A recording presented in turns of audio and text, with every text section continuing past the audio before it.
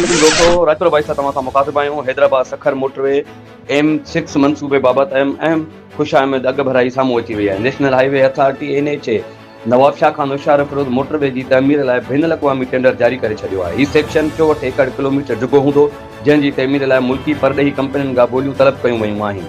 यादि रहे त हीउ मनसूबो केतिरनि सालनि खां माली वसीलनि जी खोट, फंडिंग मॉडल में तब्दील ज़मीन जी हिसोल ऐं देर सां मुबीन बाज़ाब्तनि सबब रुकावटुनि जो शिकार रहियो आहे। हाणे टेंडर जारी थियण सां उम्मीद आहे त MA6 मनसूबे अमली कम जल्द शुरू थींदो, जंहिंसां सिंध जी अवाम खे जदीद सफ़री सहूलियतूं, वापार ऐं आसानी रोज़गार जा नवां मौक़ा मिलंदा। राजपुर वाइस खे M6 मोटरवे जी अहम टेंडर दस्तावेज़ जी ख़ासि कापी पिण हासिल थी वई। असीं अव्हां ताईं हीअ मनसूबे जूं हर नई अपडेट सभ खां अॻु पहुचाईंदासीं। असांजे चैनल सां गॾु रहो ऐं असांजे वीडियो खे शेयर कयो ऐं असांजे पेज खे फॉलो कयो।